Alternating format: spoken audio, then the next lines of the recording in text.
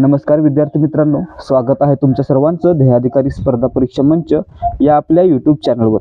मित्रांनो, आपल्या चॅनलवर सुरू असलेल्या पोलीस भरती सराव प्रश्नपत्रिका सिरीजमधील आज आपण 6वी प्रश्नपत्रिका पाहत आहोत.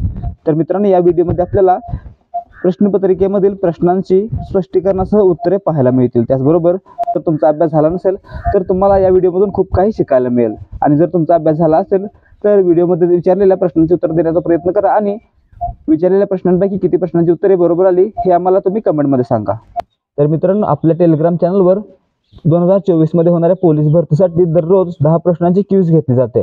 आणि जर तुमचा अभ्यास झाला असेल तर तुम्ही या क्विजच्या माध्यमातून आपला अभ्यास चेक करू शकता.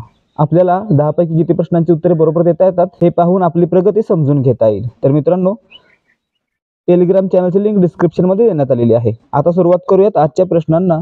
प्रश्न क्रमांक 1, गोखी प्रकल्प यवतमाळ जिल्ह्यातील कोणत्या तालुक्यात आहे? आता मित्रांनो, ही पोलीस भरतीची प्रश्नपत्रिका होती ती यवतमाळ जिल्ह्यासाठी होती, परंतु त्या ठिकाणी प्रश्नामध्ये बदल करून आपण महाराष्ट्रासाठी आणि महाराष्ट्रातील महत्त्वाच्या घटकांसाठी ही प्रश्नपत्रिका मॉडिफाय केलेली आहे. तर या ठिकाणी पहा, गोखी प्रकल्प आहे तो मित्रांनो दारव्हा तालुक्यातील गोखी नदीवर पाथरट देवी या ठिकाणी असलेला एक प्रकल्प आहे. आणि मित्रांनो, हा जलसिंचन आणि MIDC ला पाणी पुरवठा करण्यासाठी महत्त्वाचा मानला जाणारा एक प्रकल्प आहे. तर मित्रांनो, कोणत्या तालुक्यामध्ये आहे? दारव्हा तालुक्यामध्ये आहे. म्हणजे ऑप्शन सी आपलं उत्तर आहे. आणि कोणत्या नदीवर आहे मित्रांनो? गोखी नदीवर आहे. कोणत्या ठिकाणी? पाथरट देवी या ठिकाणी आहे. प्रश्न क्रमांक 2, जनगणना 2011 प्रमाणे महाराष्ट्राचे स्त्री पुरुष प्रमाण किती आहे? आता मित्रांनो, जनगणना 2011 प्रमाणे महाराष्ट्राची जी लोकसंख्या होती ती किती होती? 11,23,00,000. तर त्यापैकी 5,41,00,000 महिला होत्या. आणि महाराष्ट्राचे स्त्री पुरुष प्रमाण म्हणजेच महाराष्ट्राचे लिंग गुणोत्तर किती होते? प्रति 1000 पुरुषांमागे 929 स्त्रिया, म्हणजेच ऑप्शन बी आपलं उत्तर असेल. तर मित्रांनो, यापैकी सर्वाधिक लिंग गुणोत्तर असणारे 5 जिल्हे कोणते आहेत? सर्वाधिक रत्नागिरीमध्ये 1122, त्यानंतर सिंधुदुर्ग, गोंदिया, सातारा आणि भंडारा यांचा क्रमांक लागतो. तर मित्रांनो, सर्वात कमी लिंग गुणोत्तर असलेले जिल्हे कोणते आहेत? सर्वात कमी मुंबई, या ठिकाणी 832 इतकं लिंग गुणोत्तर होतं. तर त्यानंतर मुंबई उपनगर, ठाणे, पुणे आणि बीड या जिल्ह्यांचा क्रमांक लागतो. म्हणजे पहिले 5 कोणते? रत्नागिरी, सिंधुदुर्ग, गोंदिया, सातारा, भंडारा. आणि सर्वात खालचे कोणते? मुंबई उपनगर, ठाणे, पुणे, बीड. प्रश्न क्रमांक 3, पुसद शहराचे प्राचीन नाव काय होते? आता मित्रांनो, पुसद हे महाराष्ट्रातील यवतमाळ जिल्ह्यातील महत्त्वाचं शहर आहे. आणि मित्रांनो, याचं प्राचीन नाव काय होतं? पुष्पवती नगरी किंवा पुष्पावंती नगरी. म्हणजे या ठिकाणी आपलं उत्तर असेल ऑप्शन 1. तर मित्रांनो, पुसद का महत्त्वाचं आहे? कारण या ठिकाणी लोकमान्य टिळकांनी याला स्वराज्याची पंढरी असं म्हटलेलं होतं. त्याचबरोबर महाराष्ट्रातील पहिला जंगल सत्याग्रह हा पुसद या ठिकाणी झाला होता. आणि महाराष्ट्राचे सर्वाधिक काळ मुख्यमंत्री पदावर राहणारे मुख्यमंत्री कोण होते? वसंतराव नाईक, जे की हरित क्रांतीचे प्रणेते होते. ते देखील या पुसदचे होते. म्हणून या ठिकाणी हा प्रश्न महत्त्वाचा आहे. ठीक आहे. प्रश्न क्रमांक 4, योग्य जोडा लावा. किल्ला आणि जिल्हा. आता हे पहा, अर्नाळा. मित्रांनो, अर्नाळा आहे तो महाराष्ट्रातील पालघर जिल्ह्यातील एक जलदुर्ग आहे. या ठिकाणी या किल्ल्याशेजारीच वैतरणा नदी अरबी समुद्राला मिळते. म्हणजे या ठिकाणी आपलं उत्तर काय असेल? ए साठी 3 पालघर. मित्रांनो, कर्नाळा हा रायगड जिल्ह्यातील एक किल्ला आहे. म्हणजे या ठिकाणी कर्नाळ्यासाठी काय असेल? 4 रायगड. कर्नाळा हा रायगड जिल्ह्यातील पनवेल तालुक्यातील एक किल्ला आहे आणि अभयारण्य देखील आहे. ठीक आहे. अजिंक्यतारा. मित्रांनो, अजिंक्यतारा हा सातारा जिल्ह्यातील एक किल्ला आहे आणि याला स्वराज्याची 4थी राजधानी म्हणले जातं. पहिली कोणती? पहिली राजगड, दुसरी रायगड, त्यानंतर जिंजी आणि 4थी अजिंक्यतारा. ठीक आहे. तर मित्रांनो, हा अजिंक्यतारा किल्ला आहे तो शिलाहार वंशाच्या दुसऱ्या राजा भोजनं बांधला होता. ठीक आहे. आणि डी पहा, थाळनेर. मित्रांनो, थाळनेर म्हणजे काय? थळ म्हणजे काय? तर जमीन. आणि नीर म्हणजे काय? तर पाणी. या 2 शब्दापासून हा किल्ला बनलेला आहे किंवा हे नाव बनलेलं आहे. म्हणजे मुबलक पाणी असलेले जमीन अशा ठिकाणी हा किल्ला आहे. म्हणून या ठिकाणी याचं नाव थाळनेर पडलेलं आहे. आणि हा मित्रांनो धुळे जिल्ह्यामध्ये आहे. म्हणजे या ठिकाणी आपलं उत्तर काय असेल? ऑप्शन डी साठी 1. म्हणजेच क्रम कसा असेल? 3, 4, 2, 1. म्हणजेच ऑप्शन डी हे आपलं उत्तर असणार आहे. ठीक आहे. प्रश्न क्रमांक 5, योग्य जोडा लावा. धरण आणि जिल्हा. मित्रांनो, बिंदुसरा नदी आहे. बिंदुसरा नदीवर बिंदुसरा हे धरण आहे ते बीड जिल्ह्यामध्ये आहे. ठीक आहे. म्हणजे या ठिकाणी आपलं उत्तर काय असेल? ए साठी 3. बी पहा, नळगंगा. मित्रांनो, नळगंगा आहे हे धरण नळगंगा नदीवर बुलढाणा जिल्ह्यातील मोताळा तालुक्यातील नळगंगापूर या गावामध्ये आहे. म्हणजे या ठिकाणी नळगंगेसाठी काय असेल 4 बुलढाणा. ठीक आहे. अडाण मित्रांनो, अडाण धरण आहे ते अडाण नदीवर वाशिम जिल्ह्यातील कारंजा लाड या ठिकाणी आहे. म्हणजे या ठिकाणी सी साठी काय असेल 2. आणि गंगापूर मित्रांनो, गंगापूर हे महाराष्ट्रातील पहिलं मातीचं धरण आहे आणि हे नाशिक जिल्ह्यामध्ये गोदावरी नदीवर बांधण्यात आलेलं आहे. म्हणजे डी साठी असेल 1. म्हणजे आपलं उत्तर काय असेल 3, 4, 2, 1. म्हणजेच ऑप्शन ए हे आपलं उत्तर आहे. ठीक आहे. प्रश्न क्रमांक 6, योग्य जोड्या लावा अभयारण्य आणि जिल्हा. मित्रांनो, या ठिकाणी पहा एडशी रामलिंग घाट अभयारण्य. मित्रांनो, हे अभयारण्य आहे ते आजच्या धाराशिव आणि आधीच्या उस्मानाबाद जिल्ह्यामध्ये आहे आणि याची स्थापना आहे ती मित्रांनो 1997 साली करण्यात आली होती. म्हणजे या ठिकाणी ए साठी काय असेल, ए साठी असेल 4 धाराशिव. ठीक आहे. काटेपूर्णा अभयारण्य मित्रांनो, काटेपूर्णा अभयारण्य आहे ते अकोला जिल्ह्यामध्ये आहे आणि याची स्थापना आहे ती 1988 मध्ये करण्यात आली होती. म्हणजे बी साठी असेल 1. सी पहा राधानगरी अभयारण्य. मित्रांनो, राधानगरी अभयारण्य आहे ते कोल्हापूर जिल्ह्यातील राधानगरी तालुक्यातील अभयारण्य आहे. म्हणजे या ठिकाणी सी साठी असेल 2. तर मित्रांनो, हे अभयारण्य आहे ते रानगव्यासाठी प्रसिद्ध आहे. ठीक आहे. याची स्थापना 1958 साली करण्यात आली होती. सुरुवातीला याचं नाव काय होतं, दाजीपूर अभयारण्य आणि सध्या याचं नाव आहे राधानगरी अभयारण्य. ठीक आहे. आणि डी साठी पहा फणसाड अभयारण्य. मित्रांनो, फणसाड अभयारण्य आहे ते रायगड जिल्ह्यामध्ये आहे. ठीक आहे. रायगड जिल्ह्यामध्ये 1986 साली याची स्थापना करण्यात आली होती. म्हणजे डी साठी असेल 3. आपलं उत्तर काय असेल मग 4, 1, 2, 3. म्हणजेच ऑप्शन सी हे आपलं उत्तर आहे. प्रश्न क्रमांक 7, आंबोली हे थंड हवेचे ठिकाण डॅश डॅश जिल्ह्यामध्ये आहे. आता मित्रांनो, आंबोली हे थंड हवेचे ठिकाण सिंधुदुर्ग जिल्ह्यातील सावंतवाडी या तालुक्यामध्ये आहे. म्हणजे या ठिकाणी आपलं उत्तर काय असेल ऑप्शन ए सिंधुदुर्ग. ठीक आहे. तर मित्रांनो, या ठिकाणी मित्रांनो आंबोली हे महाराष्ट्रातील सर्वाधिक पावसाचं ठिकाण आहे. त्याचबरोबर महाराष्ट्रातील सर्वात थंड हवेचे ठिकाण देखील आहे. ठीक आहे. प्रश्न क्रमांक 8, कवी कुलगुरू कालिदास संस्कृत विद्यापीठ डॅश डॅश या शहरात आहे. मित्रांनो, या ठिकाणी पहा नागपूरमधील रामटेक या ठिकाणी कवी कालिदास यांनी त्यांचं प्रसिद्ध काव्य मेघदूत हे लिहिलं होतं. म्हणून या ठिकाणी स्थापन करण्यात आलेल्या संस्कृत विद्यापीठाला कवी कालिदास यांचं नाव देण्यात आलेलं आहे. कोणत्या ठिकाणी, रामटेक या ठिकाणी. म्हणजेच ऑप्शन बी आपलं उत्तर असेल. तर मित्रांनो, याची स्थापना आहे ती 1997 साली करण्यात आली होती. कवी कुलगुरू कालिदास संस्कृत विद्यापीठाची स्थापना 1997 साली करण्यात आली होती. ठीक आहे. प्रश्न क्रमांक 9, Mahatma Jyotiba Phule research and training institute Mahajyoti चे मुख्यालय डॅश डॅश येथे आहे. आता मित्रांनो, महाज्योतीची स्थापना कधी करण्यात आली होती, 8 ऑगस्ट 2019 ला महाज्योती या स्वायत्त संस्थेची स्थापना करण्यात आली होती. आणि मित्रांनो, याचं मुख्यालय आहे ते डॉक्टर बाबासाहेब आंबेडकर सामाजिक न्याय भवन, अंबाझरी रोड, वसंतनगर, नागपूर या ठिकाणी आहे. म्हणजे या ठिकाणी आपलं उत्तर काय असेल ऑप्शन डी नागपूर या जिल्ह्यामध्ये आहे. ठीक आहे. मुख्यालय कुठे आहे, नागपूरमध्ये आहे. प्रश्न क्रमांक 10, महाराष्ट्रातील डॅश डॅश या व्यक्तीला सर्वप्रथम भारतरत्न हा सर्वोच्च पुरस्कार मिळाला. आता मित्रांनो, खाली दिलेल्या सर्व व्यक्ती महाराष्ट्रातील आहेत. तर या ठिकाणी पहा धोंडो केशव कर्वे यांना 1958 साली भारतरत्न पुरस्कार देण्यात आला. डॉक्टर बाबासाहेब आंबेडकर यांना 1990 साली भारतरत्न पुरस्कार देण्यात आला होता. त्याचबरोबर आचार्य विनोबा भावे यांना 1983 साली आणि पांडुरंग वामन काने यांना 1963 साली भारतरत्न पुरस्कार देण्यात आला होता. म्हणजे या ठिकाणी क्रम कसा असू शकतोय, सर्वात पहिल्यांदा धोंडो केशव कर्वे, त्यानंतर पांडुरंग वामन काने, त्यानंतर विनोबा भावे आणि त्यानंतर डॉक्टर बाबासाहेब आंबेडकर.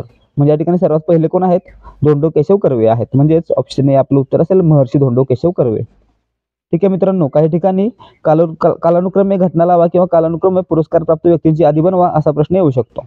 त्यामुळे लक्षात ठेवा.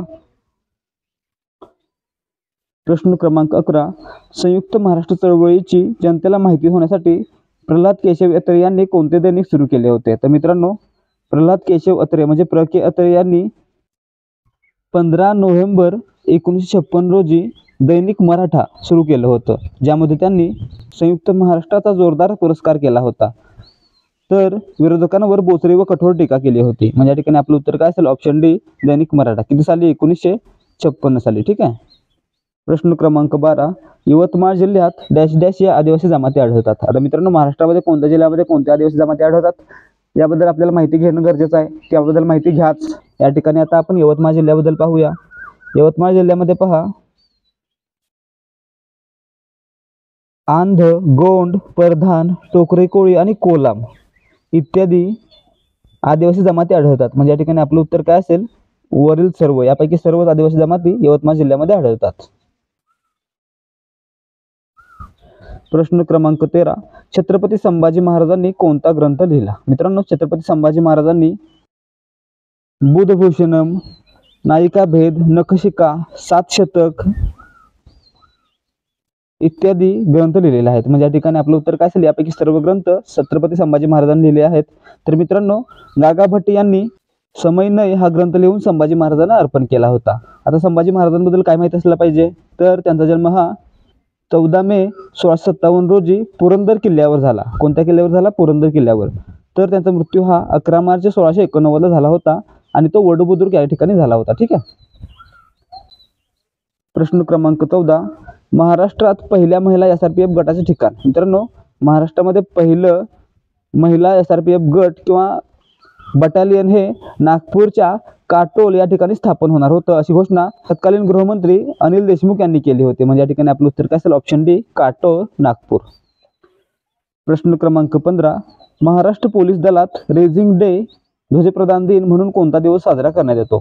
मित्रांनो, महाराष्ट्र पोलीस दलाची स्थापना आहे ती 2 जानेवारी 1961 रोजी झाली होती आणि त्यामुळेच हा दिवस 2 जानेवारी हा दिवस दरवर्षी पोलीस रेझिंग डे किंवा ध्वजप्रदान दिवस म्हणून साजरा केला जातो. म्हणजे ऑप्शन ए आपलं उत्तर आहे. प्रश्न क्रमांक 16, ग्रे हाऊंड्स हे पोलिसांचे पथक कोणत्या कार्यासाठी स्थापन केले आहे? मित्रांनो, ग्रे हाऊंड्स हे पोलिसांचे पथक आहे ते आंध्र प्रदेश आणि तेलंगणा या 2 राज्यामध्ये विशेष कार्यरत आहे आणि हे मित्रांनो त्या भागातील नक्षलवादी आणि माओवादी विचारांच्या दहशतवाद्यांविरुद्ध कारवाई करण्यासाठी स्थापन केलेलं आहे. म्हणजे कशासाठी? नक्षलवादी विरोधासाठी. म्हणजेच ऑप्शन सी आपलं उत्तर आहे. प्रश्न क्रमांक 17, महाराष्ट्र राज्याच्या पोलीस ध्वजावर अभय निदर्शक असे कोणते चित्र आहे? मित्रांनो, महाराष्ट्र पोलिसांचा ध्वज आपण पाहिला असेल तर यावर काय आलेलं आहे? हस्तमुद्रा आहे, म्हणजे हाताचा पंजा आहे. म्हणजे या ठिकाणी आपलं उत्तर असेल ऑप्शन 1 किंवा ऑप्शन ए. प्रश्न क्रमांक 18, दहशतवादी संबंधित गुन्ह्यांचा तपास करण्याकामी विशेषरित्या निर्माण करण्यात आलेली यंत्रणा कोणती? मित्रांनो, दहशतवादी विरोधी भारतामध्ये निर्माण करण्यात आलेली एक संस्था आहे, त्याचं नाव आहे NIA, म्हणजेच राष्ट्रीय अन्वेषण अभिकरण. ठीक आहे. तर मित्रांनो, याची स्थापना आहे ती 2008 मध्ये करण्यात आली होती. कशाची? NIA ची. म्हणजेच ऑप्शन डी आपलं उत्तर असेल. प्रश्न क्रमांक 19, डॉट्स ही कृती योजना कोणत्या रोगाशी संबंधित आहे? मित्रांनो, डॉट्स चा फुल फॉर्म काय आहे? Directly observed therapy short course. हा मित्रांनो ही जी कृती योजना आहे किंवा हा कोर्स आहे तो TB म्हणजेच काय मराठीमध्ये क्षय या रोगाचा पेशंटवर उपचार करण्यासाठी राबवण्यात येणारी किंवा अंमलात आणली जाणारी एक उपचार पद्धती आहे. म्हणजे या ठिकाणी आपलं उत्तर काय असेल? ऑप्शन सी, क्षय. मित्रांनो, क्षय हा रोग म्हणजेच काय? ट्युबरक्युलोसिस म्हणजे TB हा रोग मायकोबॅक्टेरियम ट्युबरक्युलोसिस बॅक्टेरियामुळे होतो. ठीक आहे. प्रश्न क्रमांक 20, चिकनगुनिया हा रोग डॅश डॅश होतो. मित्रांनो, चिकनगुनिया हा रोग चिकनगुनिया व्हायरसमुळे होतो, म्हणजे विषाणूमुळे होतो. म्हणून या ठिकाणी आपलं उत्तर काय असेल? ऑप्शन ए, विषाणूपासून होतो. चिकनगुनिया हा रोग विषाणूपासून होतो आणि त्या विषाणूचं नाव काय आहे? चिकनगुनिया व्हायरस, म्हणजेच CHIKV, चिकव्ही. तर मित्रांनो, याचा शोध सर्वात पहिल्यांदा 1952 साली टांझानिया या देशामध्ये लागला होता. ठीक आहे. आणि मित्रांनो, हा जो रोग पसरतो तो कशामुळे पसरतो? तर एडिस इजिप्टी नावाच्या डासाच्या मादीपासून हा रोग पसरतो. ठीक आहे.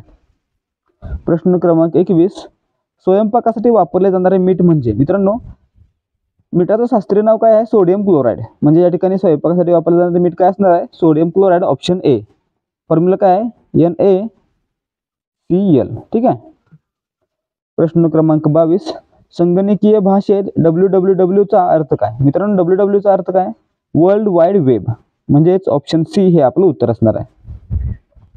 प्रश्न क्रमांक 23, कोणत्या शास्त्रज्ञाच्या स्मृतिप्रित्यर्थ नोबेल पुरस्कार दिला जातो? आता मित्रांनो, एक महत्त्वाचे शास्त्रज्ञ आहेत अल्फ्रेड नोबल. यांच्या मृत्यूनंतर 5 वर्षांनी 1901 पासून नोबेल पुरस्कार दिला जातो. म्हणजे या ठिकाणी आपलं उत्तर काय असेल? ऑप्शन बी, अल्फ्रेड नोबल.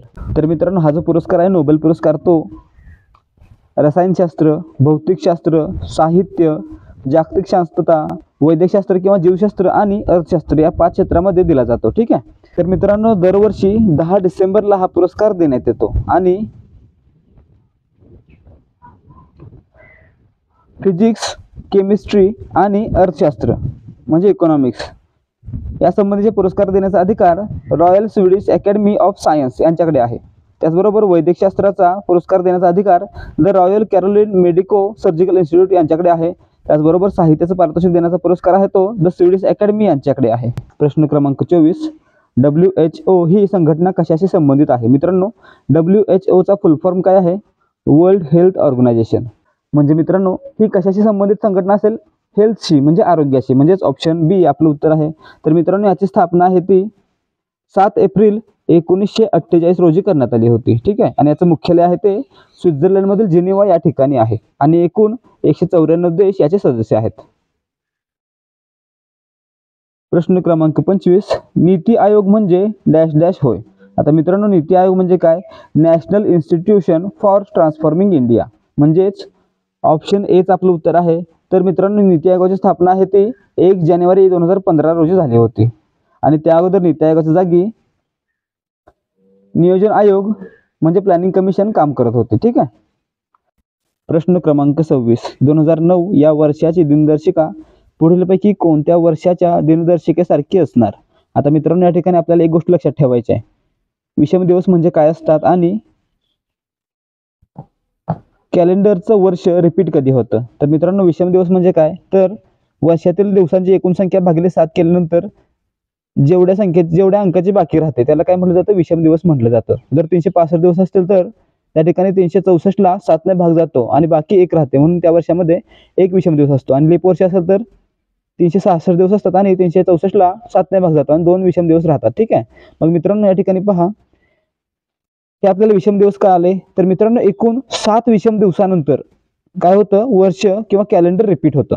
मग 2009 नंतर 7 विषम दिवस झाले पाहिजेत, म्हणजेच 2009 नंतर 2010, 2011, 2012 हे लीप वर्ष आहे, म्हणजे 2 दिवस. ठीक आहे. 2013, 2014 आणि 2015. मग मित्रांनो, किती झाले? 1, 2, 3, 4, 5, 6, 7 हे 7 विषम दिवस झाले. आणि 7वं वर्ष कोणतं आलेलं आहे? 2015 आलेलं आहे. म्हणजेच 2009 नंतर 2015ची दिनदर्शिका आहे ती 2009 सारखी असेल, म्हणजेच ऑप्शन डी आपलं उत्तर असणार आहे. एक गोष्ट कोणती लक्षात ठेवायची आहे? दर 7 विषम दिवसानंतर कॅलेंडर रिपीट होतं. ठीक आहे. प्रश्न क्रमांक 27, 5 मार्च 2003 सोमवार असेल तर 5 मार्च 2009 कोणता वार असेल? आता या ठिकाणी पहा, काय लक्षात ठेवायचं आहे? 5 मार्च 2023 ला सोमवार आहे. ठीक आहे.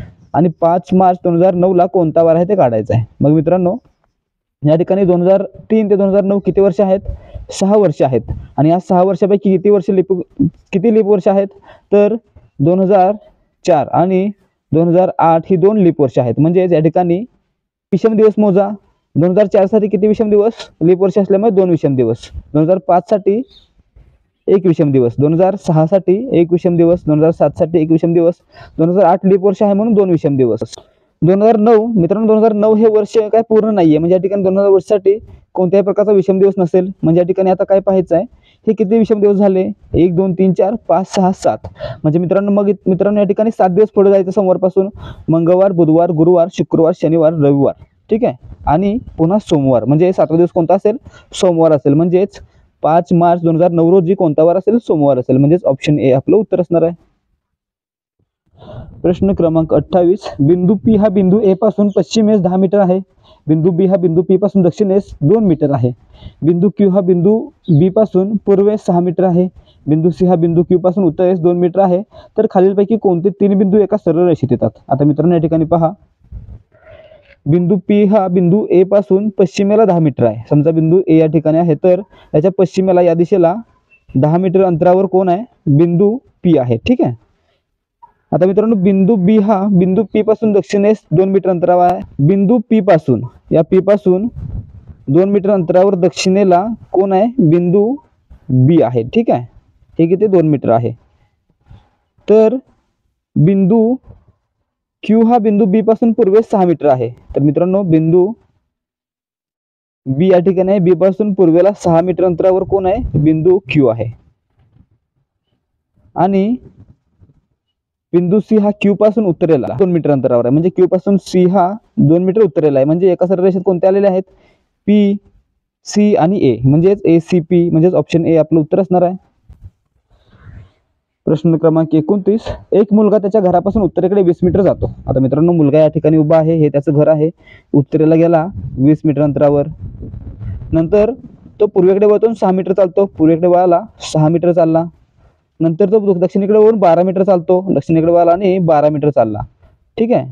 तर मूळ ठिकाणापासून तो किती अंतरावर पोहोचला. मग मित्रांनो या ठिकाणावरून काय करूया आपण, आता पहिल्या मूळ लाईनवर एक हे करूया, क्रॉस करूया. ठीक आहे. मग या ठिकाणी काय तयार झाला, एक त्रिकोण तयार झाला. मग त्रिकोणाची ही बाजू आपल्याकडे आहे, ही समान असेल तर 6 मीटर बाजू आहे ही. आणि ही बाजू किती असेल, लहान बाजू आहे ती. ह्या 20 मधून हे 12 वजा केल्यानंतर आपल्याला ही बाजू मिळते, म्हणजेच 20 + 12 = 8. मग मित्रांनो ही बाजू 8 आहे, ही बाजू 6 आहे, तर आपल्याला ही बाजू काढायची आहे. आणि या ठिकाणी काटकोन त्रिकोण आहे असं मानलं तर पायथागोरसचं प्रमेय वापरायचं. कर्ण वर्ग बरोबर पहिली बाजू वर्ग अधिक दुसरी बाजू वर्ग. या ठिकाणी पहिली बाजू किती आहे, कर्ण म्हणजे x चा वर्ग बरोबर पहिली बाजू 8 चा वर्ग अधिक दुसरी बाजू 6 चा वर्ग. 8 चा वर्ग 64, 6 चा वर्ग 36. कर्ण वर्ग बरोबर किती, 64 अधिक 36 बरोबर 100. कर्ण वर्ग बरोबर 100 असेल तर कर्ण बरोबर किती असेल, x बरोबर वर्गमुळात 100 म्हणजेच 10. म्हणजे मित्रांनो एक मुलगा त्याच्या घरापासून किंवा मूळच्या ठिकाणापासून 10 मीटर अंतरावर आहे, म्हणजेच ऑप्शन सी आपलं उत्तर असणार आहे.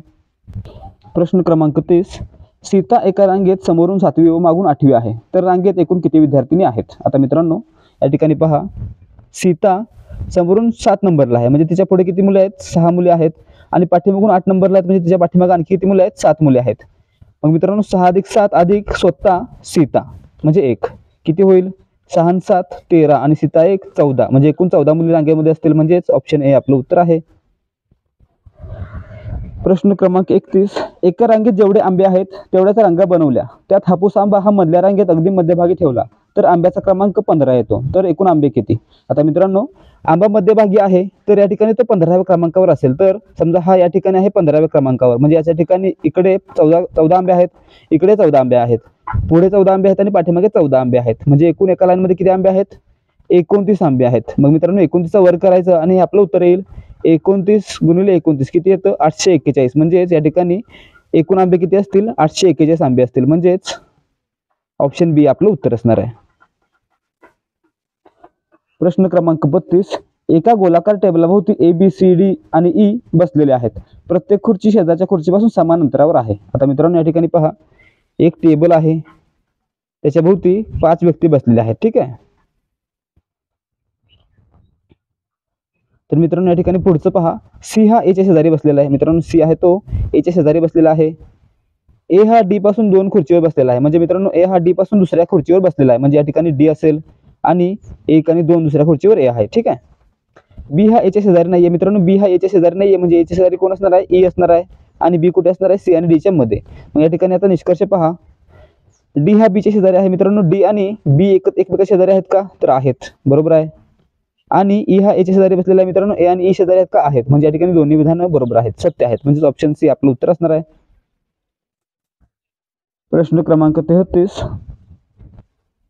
5.26 तास याचे तास, मिनिटे व सेकंदात रूपांतर करा. आता मित्रांनो 5.26 तास म्हणजे या ठिकाणी 5 तास आले, त्याच्यापुढे 26 काय आहेत, 0.26 मध्ये आहे, याचं काय करायला लागेल, 0.26चं मिनिटामध्ये रूपांतर, म्हणजेच 0.26 गुणिले 60 केलं किती येतं, 15.6, म्हणजे या ठिकाणी 15 मिनिटं आली. आता पुढे पण 0.6 राहिले, याला काय करायचं, 60 न गुणायचं, म्हणजे काय मिळेल आपल्याला, सेकंद मिळतील. 6 आहे 36, म्हणजे 36 सेकंद, म्हणजेच 5 तास 15 मिनिटं आणि 36 सेकंद हे आपलं उत्तर असेल, म्हणजे ऑप्शन डी आपलं उत्तर असेल.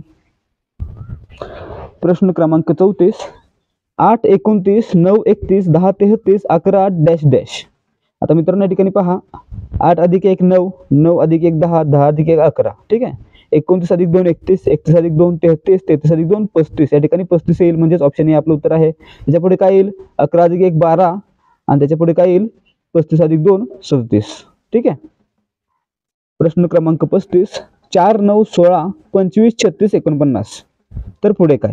आता मित्रांनो 2चा वर्ग 4, 3चा वर्ग 9, 4चा वर्ग 16, 5चा वर्ग 25, 6चा वर्ग 36, 7चा वर्ग 49, 8चा वर्ग 64, म्हणजेच ए हे आपलं उत्तर असेल.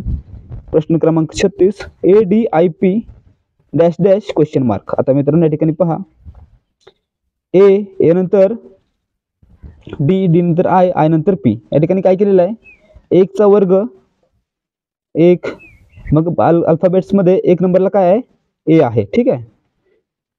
मग मित्रांनो 2चा वर्ग 4, 4 नंबरला काय आहे, डी आहे. त्यानंतर 3चा वर्ग किती, 9, 9 नंबरला काय, आय आहे.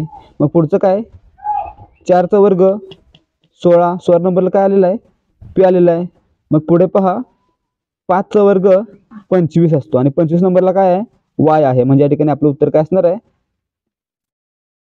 या ठिकाणी प्रश्नाच्या जागी काय येईल, वाय येईल. म्हणजेच ऑप्शन बी आपलं उत्तर असणार आहे. प्रश्न क्रमांक 37, A question mark I O U. मित्रांनो हे काय आहेत, इंग्रजीमधील वॉवेल्स म्हणजे स्वर आहेत. A E I O U म्हणजे या ठिकाणी कोणतं येईल, ऑप्शन ए ई येईल. इंग्रजीमध्ये 5 स्वर आहेत कोणते, ए ई आय ओ यू. प्रश्न क्रमांक 38, 5 50 तर 9 बरोबर किती. आता मित्रांनो 5 गुणिले 10 50 येतं, तर 9 गुणिले 10 90 येईल. म्हणजे या ठिकाणी 90 येईल का, या ठिकाणी 90 पर्यायामध्ये नाही आहे. मग दुसरी पद्धत वापरली पाहिजे. मग या ठिकाणी 5 गुणिले 2 10 म्हणजे 5च्या दुप्पट केली आणि 5ला गुणलं काय होईल, 5च्या दुप्पट 10 गुणिले 5 50. ठीक आहे. मग 9च्या दुप्पट किती, 18, 18 गुणिले 9 162. म्हणजे या ठिकाणी 162 पर्यायामध्ये आहे का, आहे. म्हणून ऑप्शन बी आपलं उत्तर असेल. काय केलेलं या ठिकाणी, संख्येची दुप्पट करून त्यानं संख्येला गुणलेले आहे. ठीक आहे.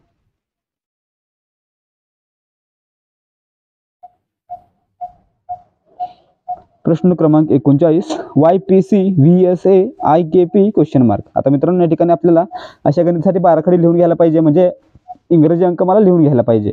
या ठिकाणी पहा वायच्या अगोदर 2 अक्षर काय येतं, व्ही येतं. या ठिकाणी पहा वाय आहे, वायच्या अगोदर 2 अक्षर WX सोडली तर व्ही आलं. ठीक आहे. पीच्या नंतरची 2 अक्षर सोडली, पहा पी नंतर 2 अक्षर सोडली, क्यू आणि आर काय आलं, यस आलं. ठीक आहे. पी साठी एस आलं. आणि सी मित्रांनो सीच्या अगोदर एक अक्षर सोडून ए येतं. ठीक आहे. मग याप्रमाणे इथे करा. आयच्या अगोदरचे 2 अक्षर सोडून तिसरं अक्षर घ्या, कोणतं, या ठिकाणी आय आहे, अगोदर 2 अक्षर जी आणि एच सोडली, कोणतं अक्षर येतं, एफ येतं. म्हणजे एफ घेतलं सुरुवातीला. नंतर के नंतरचे 2 अक्षर सोडून पुढचं अक्षर घ्यायचं आहे, के, एल आणि एम सोडलं काय आलं, एन आलं. एन घेतलं मग या ठिकाणी. आणि पी साठी काय घ्यायचं आहे, तर आधीचं एक अक्षर सोडून दुसरं अक्षर घ्यायचं आहे. म्हणजेच पीच्या आधीचं एक अक्षर कोणतं सोडलं, ओ सोडलं आणि कोणतं आलं, मग एन आलं. म्हणजे या ठिकाणी एफ एन एन हे आपलं उत्तर असायला पाहिजे. म्हणजेच ऑप्शन ए आपलं उत्तर असायला पाहिजे. प्रश्न क्रमांक 40, संदर्भ साहित्य शब्दकोश. तर नियतकालिक मित्रांनो, नियतकालिक काय असतं, वर्तमानपत्र असतं. म्हणजे या ठिकाणी ऑप्शन बी आपलं उत्तर असेल. प्रश्न क्रमांक 41, वेगळा घटक शोधा. लोखंड, ॲल्युमिनियम, ग्रॅफाइट, सोडियम. मित्रांनो लोखंड, ॲल्युमिनियम आणि सोडियम हे धातू आहेत. तर ग्रॅफाइट काय आहे मित्रांनो, ग्रॅफाइट हे अर्धधातू किंवा अधातू आहे. म्हणजे या ठिकाणी ग्रॅफाइट हे कार्बन स्वरूप असल्यामुळे तो वेगळा घटक आहे. म्हणजेच ऑप्शन सी आपलं उत्तर असेल. प्रश्न क्रमांक 42, जर पेपर बरोबर 56, पेन्सिल बरोबर 59, तर राईट बरोबर किती. आता या ठिकाणी पहा मित्रांनो, पेपरमध्ये फक्त पाहूया पी किती नंबरला आहे, पी आहे 16 नंबरला. या ठिकाणी 15 आलेलं कारण शून्यापासून सुरुवात केलेली आहे. पीचा क्रमांक 16, ए अधिक 1, नंतर पी 16 अधिक ई साठी 5 अधिक आर साठी किती आहे 18. यांची बेरीज किती झाली, 16 अधिक 1 17, 17 आणि 16 33, 33 आणि 5 38 आणि 38 आणि 18 56. ठीक आहे. 56 बेरीज येते. मग याप्रमाणे राईट साठी करूया आपण आता. डब्ल्यू किती नंबरला आहे, डब्ल्यू 23 अधिक आर किती नंबरला आहे 18 अधिक आय किती नंबरला आहे 9 अधिक टी किती नंबरला आहे 20 अधिक ई किती नंबरला आहे 5. यांची बेरीज किती होते 23 आणि 18 सॉरी 18 9 27 27 आणि 23 50 50 आणि 20 70 आणि 5 75. म्हणजेच ऑप्शन सी आपलं उत्तर असणार आहे. राईट साठी काय येईल 75 येईल. प्रश्न क्रमांक 43, एका सांकेतिक भाषेत 253 म्हणजे बुक्स आर ओल्ड, 546 म्हणजे मॅन इज ओल्ड आणि 378 म्हणजे बाय गुड बुक्स. तर त्या सांकेतिक भाषेत आर साठी कोणता अंक वापरला जाईल.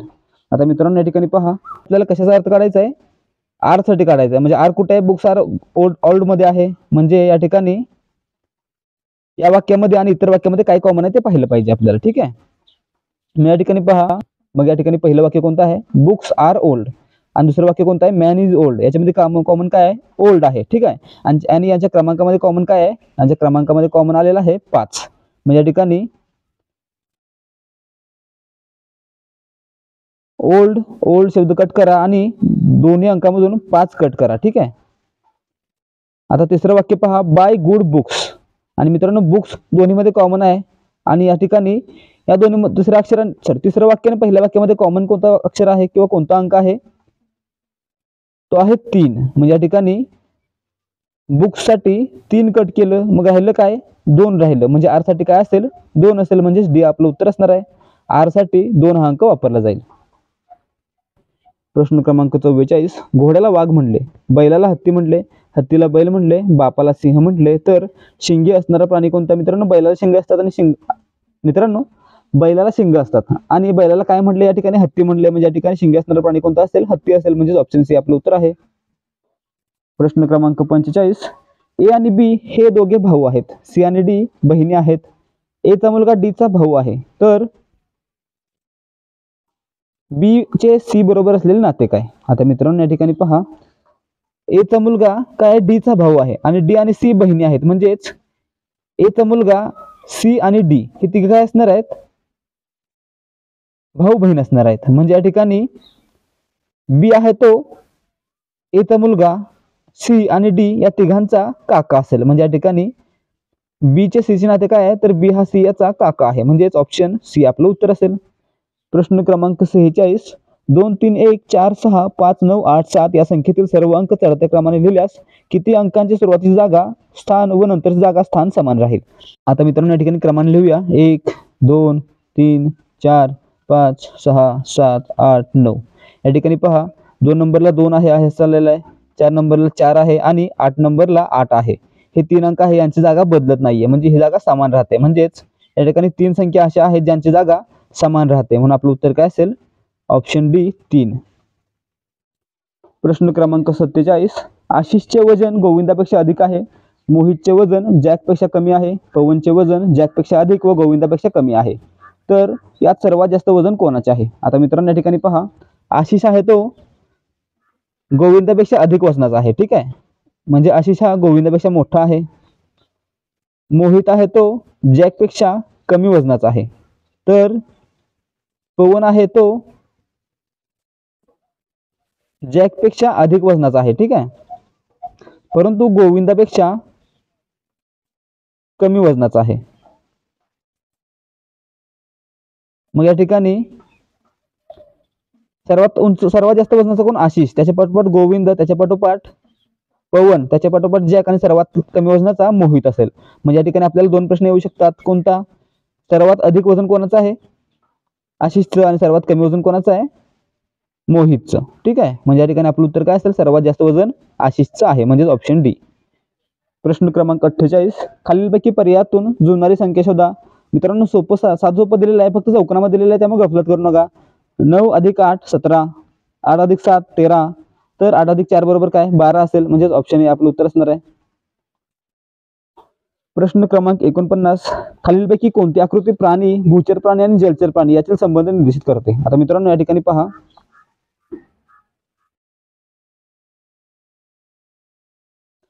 काही या ठिकाणी प्राण्यांचा गट आहे, त्यापैकी काही प्राणी भूचर आहेत, काही जलचर आहेत, तर काही उभयचर असतील. ठीक आहे. असा गट यायला पाहिजे, परंतु या ठिकाणी फक्त भूचर आणि जलचर दिलेला आहे म्हणून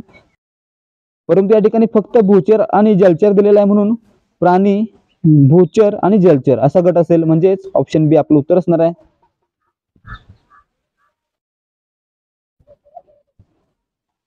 प्रश्न क्रमांक 50, व्यासपीठावर एकूण 8 पाहुणे होते, त्यापैकी प्रत्येकाशी एकदा हस्तांदोलन केले, तर एकूण किती हस्तांदोलन होतील? आता मित्रांनो यासाठी एक फॉर्म्युला वापरायचा आहे. आपण समेशनचा फॉर्म्युला वापरतो माहित आहे. या ठिकाणी आपण वजाबाकीचा फॉर्म्युला वापरायचा आहे. काय वापरायचा आहे? एकूण हस्तांदोलने बरोबर काय वापरायचं? एन म्हणजे काय? एकूण पाहुणे कंसामध्ये n वजा 1 भागिले 2 हा फॉर्म्युला वापरायचा आहे. मग काय होईल? n किती आहे? 8 पाहुणे आहेत, कंसामध्ये 8 वजा 1 भागिले 2. या ठिकाणी काय करायचं? 8 गुणिले 8 वजा 1 किती? 7. 8 गुणिले 7 भागिले 2. मग 2 8 ला भाग जातोय. बेचोक 8 आणि 7 चोक 28. म्हणजे एकूण 28 हस्तांदोलन होतील. म्हणजेच ऑप्शन ए आपलं उत्तर असणार आहे. विद्यार्थी मित्रांनो, आजसाठी फक्त एवढंच. आज आपण फक्त 50 प्रश्न पाहणार आहोत, कारण खूप मोठा व्हिडिओ झाल्यामुळे विद्यार्थी व्हिडिओ पाहत नाहीयेत. विद्यार्थी व्हिडिओ पाहताना बोर होतात, म्हणून व्हिडिओ लहान करायचं ठरवलेलं आहे. तर मित्रांनो, जर तुम्हाला व्हिडिओ आवडला असेल तर व्हिडिओला लाईक करा आणि पोलीस भरतीसाठी तयारी करणाऱ्या आपल्या मित्र आणि नातेवाईकांसोबत हा व्हिडिओ शेअर करा. त्याचबरोबर क्विजच्या माध्यमातून याच प्रश्नांचा सराव करण्यासाठी देहाधिकारी स्पर्धा परीक्षा मंचच्या टेलिग्राम चॅनलला जॉईन व्हा. टेलिग्राम चॅनलची लिंक डिस्क्रिप्शनमध्ये देण्यात आलेली आहे. त्याचबरोबर जर तुम्हाला याच प्रकारचे आणखी व्हिडिओ, आणखी प्रश्नपत्रिका पाहायची असतील तर देहाधिकारी स्पर्धा परीक्षा मंच या आपल्या हक्काच्या YouTube चॅनलला सबस्क्राईब करा. त्याचबरोबर चॅनलवर पुरवलेली माहिती आणि व्हिडिओ तुमच्यापर्यंत वेळेवर पोहोचावेत यासाठी बेल आयकॉनवर क्लिक करा आणि ऑल वर सेट करा. भेटूया या सिरीजच्या पुढच्या भागामध्ये. जय हिंद, जय महाराष्ट्र.